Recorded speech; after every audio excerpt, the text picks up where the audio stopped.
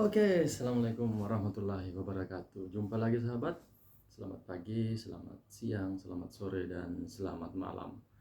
Oke, kali ini kita akan membahas bagaimana cara mengurus izin mendirikan bangunan ya, atau IMB, untuk bagi sahabat-sahabat yang lagi sementara mengurus atau lagi sementara ingin membangun, baik itu perumahan, merenovasi rumah, merenovasi properti lainnya, ruko dan kos-kosan. Nah, sebelum Anda memulai untuk membangun, para sahabat perlu memperhatikan yang namanya IMB. IMB ini adalah singkatan dari izin mendirikan bangunan. Nah, sahabat, bagaimana Anda bisa mengurus ini? Ini sangat mudah sebenarnya.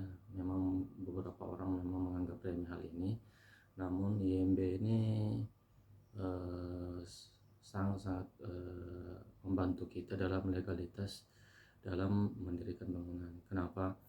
Karena jika Anda tidak memiliki izin mendirikan bangunan ini, bisa saja bangunan Anda dianggap bangunan liar atau bangunan ilegal, sehingga tidak ada salahnya Anda harus mengurus atau memiliki IMB.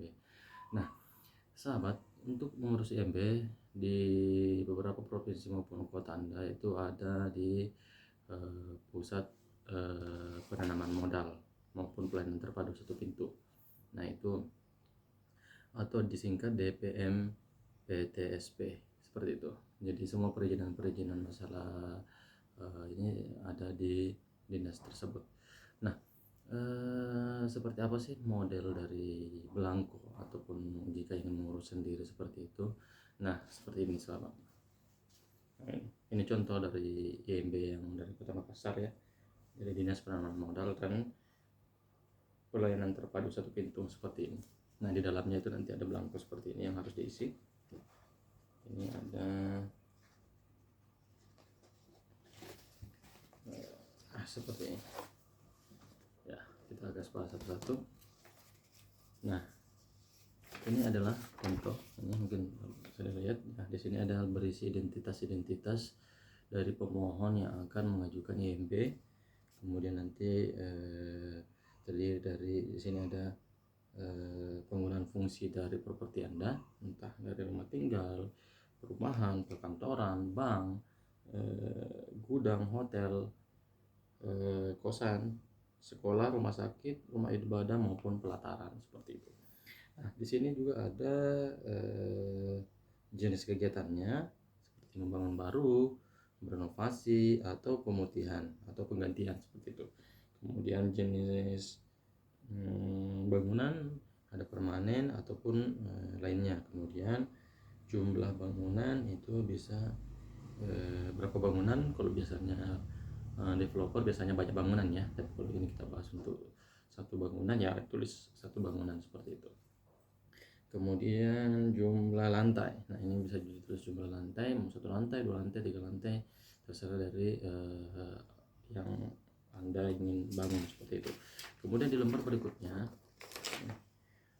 berikutnya adalah pernyataan pemberitahuan tetangga. Nah, ini sangat penting sahabat. Kenapa? Karena tidak bisa dipungkiri bahwa lahan ataupun lokasi yang kita bangun, kita mempunyai tetangga baik di depan, di samping kiri, samping kanan maupun di belakang. Hal ini dimaksudkan agar tetangga mengetahui bahwa kita akan membangun. Kekhawatirannya jangan sampai pada saat nanti Anda membangun, tetangga tidak tahu, tiba-tiba pada saat proses membangun ada material ataupun campuran, pengecoran ataupun material apapun yang pada saat Anda membangun jatuh pada bangunan milik tetangga. Nah, itu mereka sudah bisa antisipasi. Misalnya di belakang kita itu ada jendela, kemudian pada saat kita membangun nanti jendela tetangga itu akan tertutup, sehingga tetangga bisa mengantisipasi untuk mengganti atau menutup jendela tersebut secara permanen, seperti itu. Kemudian di lembar berikutnya itu ada pernyataan pemohon. Nah, ini pernyataan pemohon. Di sini terdiri dari nama pemohon, alamat pemohon, nomor KTP, letak bangunannya di mana, kemudian ada isi-isi dari ini. Nah, ini yang harus ditandatangani oleh kelurahan. Nah, kemudian pemohon dengan materai 10.000 ya pastinya. Oke, kemudian di lembar berikutnya ada pernyataan dari keluasan mendirikan bangunan dari yang punya tanah. Kalau yang bangunan yang Anda akan dirikan itu sudah sertifikat atas nama Anda, ya tidak ada masalah, berarti yang mengajukan sini adalah nama Anda. Namun lain halnya jika lokasi yang Anda bangun itu adalah misalnya Anda sewa gitu, atau masih belum sempat dibalik nama, atau digantilah nama pemilik sebelumnya ya, seperti itu. Nah, itu bisa cari nama pemilik sebelumnya, kemudian mereka yang menyatakan bahwa yang punya memang sudah memberikan keluasan kepada Anda untuk membangun di atas lahan tersebut, seperti itu. Nah, selain dari ini, Anda juga harus menyiapkan dokumen-dokumen lainnya seperti seperti ini, permohonan keterangan rencana kota. Nah, ini lembar kelima. Nah, di sini adalah kita isi juga bersama tadi yang pertama, yaitu nama pemohon, alamat pemohon, sampai jumlah bangunan, nomor bangunan, kemudian membangun baru atau merenovasi. Nah, di sini sahabat disuruh untuk melampirkan di sini fotokopi surat tanah satu rangkap. Jadi fotokopi surat tanah ya satu rangkap, kemudian fotokopi PBB terakhir satu rangkap. Nah, jangan lupa bukti pembayaran PBB harus dilampirkan. Kemudian fotokopi KTP satu rangkap. Ini fotokopi untuk pemohon ya. Kemudian peta lokasi dimaksudkan. Nah, ini peta lokasi Anda bisa membuat di Google Maps atau Google Earth, kemudian di screenshot, kemudian di print di Word. Tentukan lokasinya di mana. Jadi di Google Earth itu kelihatan titik koordinat dari lokasi yang akan kita bangun, seperti itu. Kemudian gambar bangunan rencana satu rangkap. Nah, gambar bangunan ini Anda bisa meminta, kalau Anda seorang arsitektur maupun teknik sipil, jadi Anda bisa menggambar sendiri. Namun kalau bagi Anda yang di luar dari yang saya sebutkan tadi, Anda bisa meminta desainer atau konsultan Anda untuk menggambarkan, seperti itu. Kemudian ini dimasukkan dalam berkas map warna kuning ya. Tapi saya kurang tahu di daerah Anda seperti apa, tapi hampir sama seperti ini dokumennya. Nah, untuk mengurus ini perlu juga ada dari pernyataan dari RT, RW dan kelurahan maupun nanti di kecamatan. Jadi pastikan surat-surat ini sudah lengkap, yang lampiran-lampirannya dari KTP, fotokopi surat tanah, pembayaran PBB terakhir itu dilampirkan. Kemudian mengambil surat pengantar di kantor RT maupun RW Anda. Setelah dapat surat pengantar pengurusan IMB, Anda selanjutnya bisa ke kantor kelurahan untuk mendapat surat pengantar dari kelurahan untuk selanjutnya diantar ke kecamatan. Nah, nanti dari kecamatan itu kemudian Anda lampirkan bersamaan dengan dokumen ini ke Dinas Penanaman Modal dan Pelayanan Terpadu Satu Pintu untuk diterbitkan IMB-nya. Nah, sahabat, untuk pengurusan IMB ini lama pelaksanaannya itu bervariasi ya. Menurut pengalaman saya, karena saya sudah sering mengurus sendiri ya, untuk bangunan ini, bangun rumah maupun kosan saya, itu kisaran hampir 1 bulan. Memang agak lama sih, tergantung dari jumlah pemohon mungkin ya, sehingga agak lama. Karena kalau menurut ininya sekitar 7 hari sih.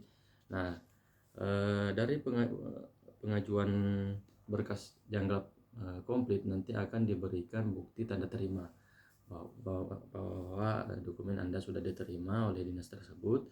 Kemudian nanti 7 hari kerja sampai 14 hari kerja itu nanti Anda akan ditelepon untuk dilakukan survei dari tim survei dari dinas yang akan menerbitkan IMB ini ya.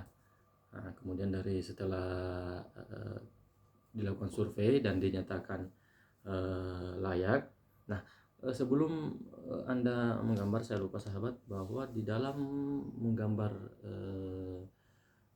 properti Anda atau desain bangunan Anda, perlu Anda perhatikan adalah garis sempadan bangunan,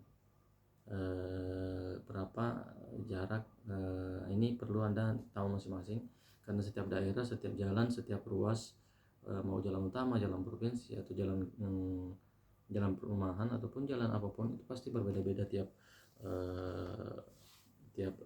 lokasi, maupun tiap daerah, jarak. Nah, itu yang perlu Anda perhatikan, karena di beberapa dinas itu akan menolak gambar desain Anda jika tidak memenuhi persyaratan tersebut, seperti itu. Kemudian perlu Anda perhatikan juga di dalam gambar itu harus memperhatikan sistem sanitasi, baik air, listrik, saluran pembuangan air kotor, air hujan, maupun dari sisi pencahayaan. Ini sangat penting ya sahabat, karena kalau tidak Anda lampirkan secara umum, secara keseluruhan, maka potensi untuk ditolak atau dimintai tambahan lagi untuk gambar tersebut, seperti itu. Nah, nanti setelah komplit dilakukan survei sampai dengan akan diterbitkannya IMB tersebut, akan ada biaya yang harus Anda bayarkan. Nah, biaya ini pun tergantung dari luas bangunan yang Anda akan bangun. Untuk nominalnya bervariasi tergantung daerah masing-masing. Anda bisa cek di internet maupun di Google biaya pengurusan IMB. Nah, itu tidak bervariasi. Nah, itu berdasarkan dari luasan bangunan yang akan Anda bangun, seperti itu. Setelah Anda melakukan pembayaran sejumlah dengan bukti ataupun kwitansi ataupun faktur yang diberikan dari dinas penanaman modal dan pelayanan satu pintu ini, Anda bisa menyetorkannya melalui bank atau apapun yang diberikan di sana. Kemudian setelah terbit, Anda sudah bisa membangun dan diberikan papan IMB ya, papan IMB, supaya Anda bisa pasang di depan properti Anda yang akan dibangun, seperti itu, sehingga siapapun yang melihat yakin bahwa ini bangunan Anda sudah mempunyai izin, seperti itu. Oke sahabat, selamat mengurus IMB bagi Anda yang lagi ingin mengurus, dan pastikan setiap properti Anda punya IMB agar bangunan Anda terhindar dari bangunan ilegal ataupun dari pembongkaran suatu waktu, seperti itu ya. Oke sahabat, terima kasih. Assalamualaikum warahmatullahi wabarakatuh.